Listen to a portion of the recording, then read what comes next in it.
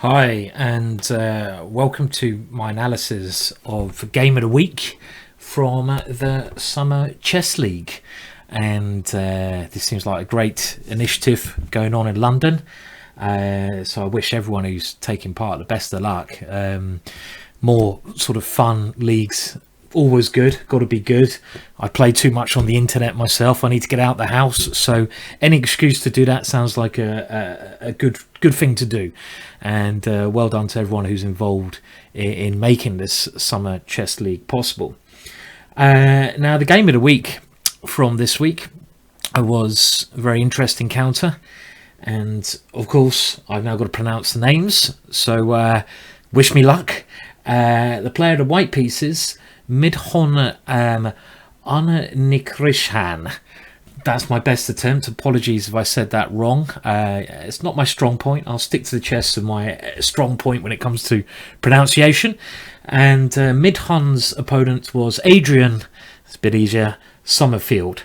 And this was an interesting game with some interesting moments. And I'm just going to go through the game now reasonably quickly and just give you my points of views on the game, what I think of the game, where certain sides might have been able to improve, but generally a very, very good game from both players, and good determination showed by the player of the white pieces, as we're going to see later on. Right, now before I get going, if you haven't seen my YouTube channel, I should mention, go and check it out. Go and search GingerGM on YouTube. You'll get a lot more of these types of videos and other chaotic ones. Let's now dive into the action. So the game started with quite solidly, with black playing against d4. Well, offering a Nimzo Indian opening here with e6. And of course, this is one of the most solid ways to play against d4. I think it's a very, very good opening, the Nimzo Indian. If you're looking for a long-term opening that you can play for your life, then the Nimzo Indian is certainly one such opening. There's other openings you might want to experiment with, but they're only sort of short-term openings. Tricky openings like gambity stuff like the Budapest. I wouldn't recommend playing that forever because it's probably better for white, and you've got to pick an opening also that suits your style. And I would say e6 is suited, the Nimzo Indian, to players who prefer a solid long game where the action occurs later on, maybe more of a positional game. If you're more of a tactical player, then of course something like the King's Indian defence would suit you a lot better. So you've got to try to pick openings that suit your style. And after e6, now Midhon played a very positional line, g3, and this is the so-called Catalan system, made popular by, I think, Boris Averuch's books on this. I think I'm just having a look over here, so if I've got them, Grandmaster Repertoire, I do have them on my bookshelf. Very good books, and it's a nice positional way to play, where white attacks the centre and also b7 from the side. And it's also now popular. Other players who play this regularly include Kramnik, positional player, Giri, positional player, Magnus Carlsen even occasionally, but it's more again favoured for positional players because you get a longer, slower game. Now black has to make a decision. I personally think a very good system against this, this is my personal opinion, is c5. But this shows you that you need to be flexible in your openings. And the point of this move is black normally expects white to push on with d5. And now when we swap openings and go into a Benoni structure, I don't have a lot of belief in this g3 move. I don't think g3 is very good. I remember Nigel Short won a very nice game with black against Unnikrishnan in this, and he had the same opinion that when white puts the bishop on g2, it's really just not doing a great job. It's blocked in by its own pawn. But then again, you have to have experience in the Benoni system to transpose to this. Black instead played d5, knight to f3. White, of course, leaves this pawn to be captured. Bishop e7. There is an argument here to be said for bishop b4 check, trying to entice bishop d2, and only now going bishop e7. Black argues that the bishop on d2 is worse placed here for white because it can be hit in some variations by knight e4, and this is often a good idea in a lot of these lines where white plays knight to f3. Also, the queen cannot protect d4 as well, so I quite like this line for black, just changing things slightly. But okay, what black played is perfectly okay. Adrian continues bishop e7, bishop g2, both sides now castle, and here black has a decision to make.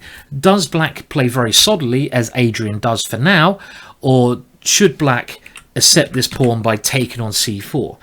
Theoretically, the rage at top level, and we don't have to follow the rage of what other people do, is for black to take this pawn, with the idea after knight e5, white trying to win back the pawn, of playing knight to c6. And I'm not going to go into the theoretical aspects of this, but this is all the rage at grandmaster level nowadays. This where black tries to offer a pawn back in order to get some counterplay himself along the b file, and also trying to swap off this bishop in a lot of cases. But what black plays is perfectly okay. Knight b d7. White now plays knight to c3, and here black keeps things very solid with c6, and this is okay. I mean, you know, black hasn't done anything wrong, neither has white. The next move I'm not a big fan of. If I was white here, I'd be thinking about, well, trying to keep my solid as my centre as solid as possible, and trying to think where my bishop on c1 is best placed. Now in the game, white does put it on f4, which I think is okay. But I think if you're going to play this Catalan system, we got to think what black's main idea is here, and what our opponent's problem is. If we look at this from the white side, well, if we look at black's major problem piece, there's something we should always be doing, is the bishop on c8. So what should we do against that bishop? Well, black is generally going to, great, someone has started bloody chainsawing down trees just outside the window at this moment in time. Perfect, just what we want. Okay, I'll have to say thank you to my girlfriend for shutting the window, so I'm just going to shut the window here as well. Bloody tree people, been keeping us up, well, getting us up at stupid hours, cutting the bloody trees. Back to the game. Anyway, I was talking about the piece on c8. So how does black aim to get this out? Well, black is going to try to play, and this is black's main idea in this opening, b6, bishop b7, followed by c5. This is what black needs to play. If black doesn't do this plan, he's going to be left with a horrible bishop on c8. So if I was white here, I'd be thinking, right, well, when this occurs, when my opponent plays c5, where do I want my bishop on c1? Well, I think I want it on b2, because then when eventually I move my d4 pawn, maybe by taking on c5, my bishop on b2 becomes a fantastic piece. And you just think about how you're going to act against your opponent's plans, prepare against them. And I would have played b3 here, and I would have just put my bishop on b2. And I think this is a better way to develop. I like my bishop on b2. It gets ready for when the centre opens up. My pawn on b3 also protects my centre very nicely. And I think here white has a small edge. I think white has a very nice position here. In the game, queen b3 is played, and this is okay, but after black plays this plan with b6 and c5, I think the queen is misplaced here, because if we take on c5, knight takes c5, gains the tempo, attacking the queen, and I don't like having the queen out here in this position. It's not a terrible mistake, maybe it's just personal preference, but I prefer to have a pawn on that square. Black does indeed play the right plan, b6, bishop f4, both sides finish the development, bishop b7, and now knight d2. This is a very common idea here. White is aiming to play e4, but now I think black plays a very interesting idea, and it reminds me of a very famous Nimzowitsch game. If you search online Nimzowicz's Immortal Zugzwang, game, the next plan that black plays is a very imaginative, very tempting idea. And I have to say, you know, I don't want to criticize it too much because it's the kind of move I would probably play myself. But in a simplistic way here, I think that black should be continuing with his plan and just playing c5.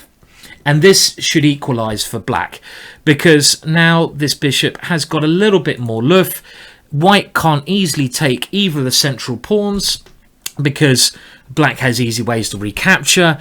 And this is the way that if you look at the games of top grandmasters when they play this with black, they always just try to equalise in this manner. They always just try to get c5 in, liberate their pieces, and then they continue with simple moves like rook to c8, and they just plod around like this. Again, you know, this opening's not for me. If I was black, I don't like this kind of stuff. But, you know, if you want to play like this, c5 is probably the way to play. But Adrian comes up with a very, very interesting idea, and all credit to him. He goes knight to h5, attacking the bishop, and after the bishop moves, f5. But what is his main mistake? Well, he should have played f5 on move 1 or 2, and he should have brought the Dutch DVD. Clearly, that is his big mistake. Because if you're going to play f5, play it early on. No, I mean, in all seriousness, very interesting idea. And black is aiming to start an attack with f4. And I think this is a very... Now, you know, the game is very imaginative around this stage. Both sides playing with great imagination. This is a nice plan. I mean, it's not the simplest way to equalise, but I still appreciate it. But what does white do now? White acts with g4. This is an unbelievable tactical idea. Very risky because you're moving one of the best defenders in front of your king. But white has noticed that there's some problems with a knight on h5. Now black takes on g4. I would have been tempted to try a pawn sack line with something like f4 here. With the idea, after white, let's say, takes on d5, takes on h5, we get this kind of position. But white's kingside looks quite weak here. I can start to move in with bishop g5, and later on I can even drop that bishop back and get my queen in. And this kind of position is a kind of counterplay that I'd probably be searching for if I was black here. Very interesting way to play. Maybe that was worth considering. From black. But black plays very naturally with pawn takes g4, and now we see white's incredible idea, which is pawn takes d5, and now knight takes d5. And, well, I think here Adrian simplifies too much, because, okay, he gets an okay position, but just thinking verbally about this position, do we want to be swapping queens here or not? Do we want to be simplifying from the black point of view or not? I would say if I was black here, I would want to keep as many pieces on the board as I can, because white's king is now weakened because he's lost g3. His king is a target. He's lost the defender of the king. So I would want to keep many pieces on the board, and I would have continued something like bishop d6, just aiming to fly my queen in, just aiming to try to use the f4 square, just aiming to try to get an initiative against the white king here, even if it means sacrificing a pawn. For example here, with knight c3, I would take the bishop off, getting rid of a defender of the white king. We have to lose a pawn with check here, but I'm happy to do this with something coming up with, well, my bishop's on d6 is on pre. I'll play a move like knight to f6, throwing another piece towards the white king. And this is the kind of way I would certainly myself handle the position from the black side, because I've got rid of the two key defenders of the white king, the pawn on g3, the bishop on g2. Even though I'm a pawn down here from black, this is irrelevant at the moment because I have good control of f4. There's so many pieces on the board. I think it's all going to be about the initiative here.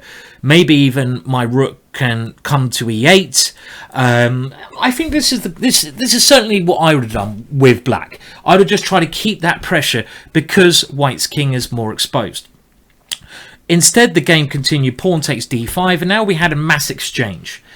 Lots of things coming off, and white's fantastic idea is this dropping knight on h5. And I have to say, for Midhun, Fantastic tactical vision there to see this. I'm not sure if it was entirely the best idea, but still brilliant vision. And now, well, knight f6 played, queen f5. And again, I guess this is personal preference here. What Adrian played is absolutely okay. I would have probably played bishop d6 here. Again, with some idea of trying to just target the white king. Maybe the queen comes to e8. Maybe later on I can try to get the queen to h5 when there's not an exchange. This is the typical idea when you move the f-pawn. Something along this plan. But instead, I mean, black plays very simply. And for the next 10 moves or so, black plays very perfect moves, pretty much. Queen d5. Just positionally here, I'm not so sure because, you know, generally the more things that get exchanged, you have to look at the pawn structure, and here white has more central pawns, and later on in the game these pawns could become very strong. I think if I was white, I would try to put my knight on a more central square than what happened in the game, knight e4, just trying to control this bishop. Then given a chance, I'd move my bishop, and I really want to get the pawn to e4 later on. I prefer white now if this knight comes to e4, because these pawns in the centre to me look very dangerous. Knight c4, slight error. Black now plays very well. He puts his pieces on the best squares. Very simple play, simple is good. Rook e8, rook e6, and now increasing some pressure on the king side. And of course you have an open file, and all of a sudden black seems to be doing very well. Now a slight error from white, h3, allowing g3. Excellent play, trying to undermine the bishop on e3, and now black is slightly in charge. Knight to e5. White aims to simplify the position. I think this is a clever way to play. He realizes things are going wrong, so he takes some drastic action. Black happily exchanges down, and now bishop d4, pawn takes f2, king takes, equal material. Black wins a pawn though, king to f3, and this is a key critical moment of the game, and I think Adrian now plays an error, and it's basically I feel I've seen this mistake happen quite a lot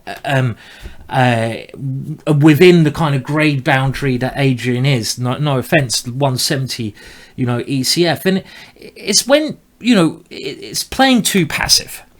In this position, we are black. Clearly Adrian spots that white's threat is bishop takes g7 check, and then rook takes knight. This is clearly the threat. But his moving his active rook on the 7th rank back to defend against that, it's a bit too passive, and it doesn't really stop the idea of bishop takes g7. So this is something I just wouldn't want to play unless I had to. Retreat my most active piece. I'd want to find another way to try and stop the one threat of bishop takes pawn check. And I think there's a very crafty move here. King to h7. And the point is, if bishop takes g7 now, it's not check, so we have time to play our own check. Rook to e3 check. And we're just going to win a piece here because we've got rid of the attack on our knight on d5 by playing king takes g7. So I think this move king to h7 would have been a very, very clever idea. Just trying to keep your pieces active until you have to move them. There's no reason to move that rook yet. Keep it active. And this would have kept an advantage for black. But now we go into an ending, and after rook to e7, white wins the pawn back, and I would say after some checks that occur, white plays excellently here. White plays a fantastic ending. Very, very well played. Now, he might be slightly better because his king is more active, and there's a weaker pawn on h5, but he plays, I think, very, very well. I mean, let's just get to the key moment later on. Both players, I think, you know, play well here. White gets a slight advantage around here because he enters into an ending where he's a pawn up. But black should be drawing this because his king is so active and his rook so active. And black now finds a good plan. he keeps attacking the king. He threatens a little cheeky check on h8. Very nasty idea. So white doesn't find anything else. This move here, another cheeky idea, threatening a check here. White doesn't find anything better than moving his king back around towards the b pawn. This is maybe his only way to try and win here. But after the capture on h4, this should really be a draw with accurate play. I mean, king, rook and pawn endings are drawn, and you've got to go and check your endings by the Endgame DVD from Nick Pert from GingerGM. But here, it really should be a draw. And after king to e7, black finds the right plan. He puts his king, if you get your pawn in a rook and pawn ending where there's only one pawn left, in front of your enemy's pawn, even if he's a pawn up, you should never ever lose. So this is certainly the right idea. Just get the king in front or as near to the A file as you can, and then even if you lose a pawn, keep your rook as actively as possible. So this should certainly be a draw. But we see a couple of mistakes from Adrian here. Rook b4, absolutely fine. Just waiting for rook takes pawn, then you can play rook takes pawn. White tries king c7, and now we see the first mistake. We should always ask ourselves how our opponent can improve the position. Well, if we do nothing here from black, I don't think white can improve at all. If he goes a5, we swap off the last pair of pawns, easy draw. If he ever goes rook takes b6, we take on e4, easy draw. So all we have to do is avoid something like king e6, because now white would play rook takes pawn check. But as long as we just keep our rook attacking a4 and play a move such as king to e8, there's nothing in this position white can do. There's nothing he can do. King c6, king e7, we repeat the position. And I don't see any way that white can make progress. The white rook is very inactive. If you check, we just come up. It should be a dead draw. Black tries to force the issue with b5, which is okay, but you've got to follow up properly. Obviously, if you can force off the last pawn, fine. But after a5, black plays a slight error. He puts his rook behind the pawn. He could still draw quite easily here with rook c4 check. And after king b6, just b4. And now his rook is much more active on c4 than it would be on a4. For example, king b5, rook f4. And who's even better here? I mean, this pawn is going to just come down the board, and the black king will safely come over. Very easy draw. But of course, the time situation is low. Even grandmasters make mistakes at this moment. And in the game, it happened rook a4, but now white continues the pressure in a very good way. King c6, b4, king b5. And he has to drop a pawn now. Rook a1, king takes b4, but of course, this should still be a draw. Let's have a look at the final position, because they stopped scoring here due to, should we say, the situation on the clock. And let's just have a look here. Well, this should be an easy draw, but mid-round, we don't have any more scores here. Obviously went on to win by playing very well here to find any winning chances. Now, if I was black here, how would I be holding a draw? Well, first and foremost, the way that black plays, bringing his king up, is okay, but I would probably rather keep my king just on c7 and c8.